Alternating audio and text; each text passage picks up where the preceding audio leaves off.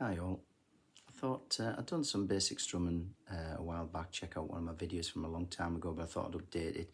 And if you're just new to the ukulele, one of the first strums you learn is down, up, down, up, down, up, down, up. It's the simplest one.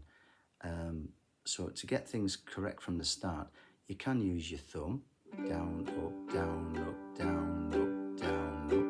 I'm just holding the G chord here. You can hold the C chord, whichever chord, or no chords at all. If you're practicing strumming, whatever you find easier. But I'm just holding that G chord. Or you can maybe your index finger, down, up, down, up, down, up, down, up. Yeah?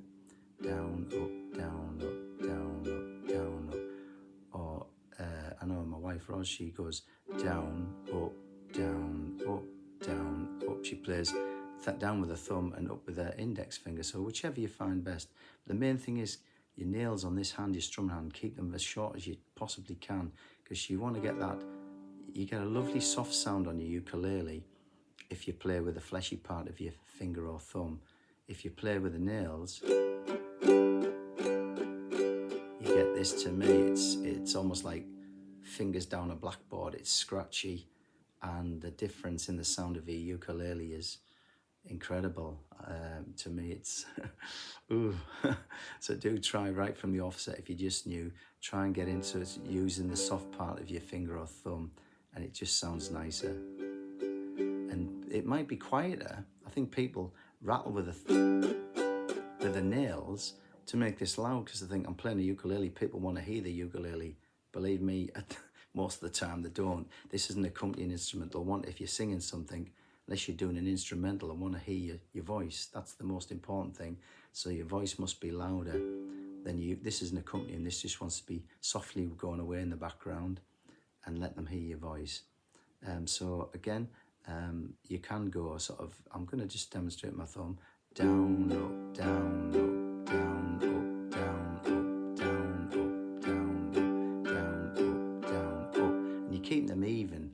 1 and 2 and 3 and 4 and 1 and 2 and 3 and 4, and we'll go on to metronomes later to make sure you keep them to a steady beat, and learn that quite early on, so that you can keep a steady beat and you're not starting to race away and get excited. But the other thing is, this is a tenor ukulele, and I've got a low G string fitted to this, because what I like to do is hit that low G string on the first and third beat, 1 and 2 and 3 and 4 and 1 and 2 and 3 and 4 and 1 and 2 and 3 and 4 and 1 and 2 and 3 and 4 and 1 and 2 and 3, 4 and why I do that is it helps me keep time, because it's like a bass on the first and third beat. I'm getting this 1 and 2 and 3 and 4 and if you've got a high G string, it still works. It still helps you keep tempo, and it makes things a bit more interesting. If I was going 3 and 4 and 1 and 2 and 3 and 4 and difference, 1 and 2 and 3 and 4 and 1 and 2 and 3 and 4 and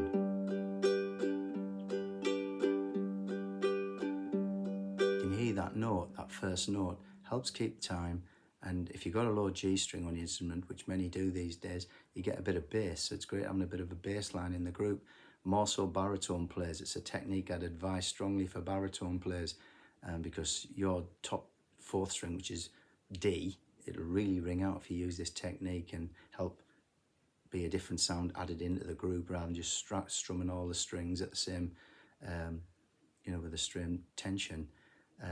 So give it a try, and so take it, and you'll see me, I'll go 1, and then I won't go right the way up, I'll just hit the first, second and third strings really, 1 and 2 and 3 and 4, and really hitting that first and second, and maybe catching that third string on the way up. Don't worry about you have to catch all the strings, gives it a bit more flavour if you miss. 1 and 2 and 3 and 4 and 1 and 2 and 3 and 4 and 1, 2, 3 and 4 and 1 and 2 and 3, 4 and And if I just have a little look down there on the title, click on the title, there'll be a link, something by George Edge of Budapest, and you'll see what I mean.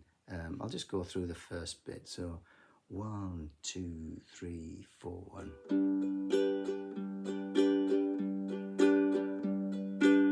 My house in Budapest, my hidden treasure chest, golden grand piano, my beautiful costello, you, I'll leave it all. See that boom, boom? It just gives you that lovely bass beat.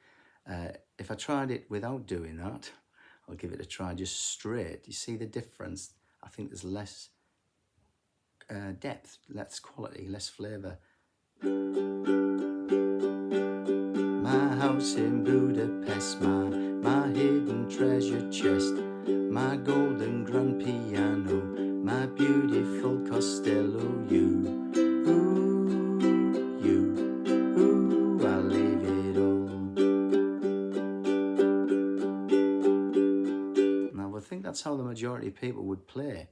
Try and just develop that first and third beat on your on the fourth string if you can.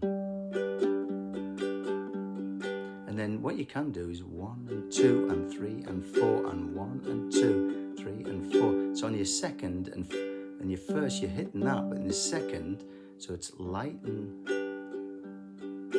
light, heavy, light, heavy, light, heavy, light, heavy.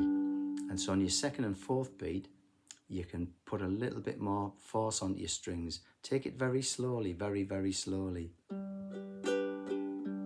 Heavy, light, heavy, light, heavy, light, heavy. It's just so then when you get that technique, and it takes a long time, don't try and get it in half an hour, 10 minutes, a week, a month. Take your time. But again, Budapest, so then you get this. My house in Budapest, my hidden treasure chest, golden grand piano, my beautiful costello, you, I'll leave it all. And the keen-eyed among you, so what's Graham doing there? I'm loosening the tension off in between strums, taking them on and off, so you get this.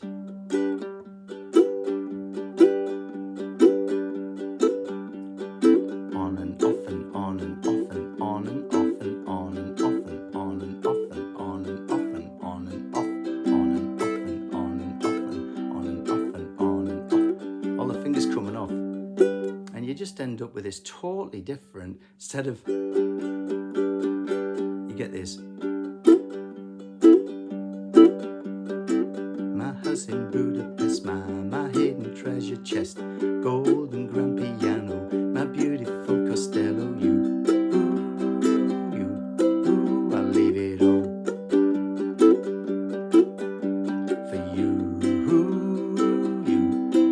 I'll leave it all. So that's the first strum I think you learn, down, up, down, up, down, up, down, up. And you think, oh, it can be boring.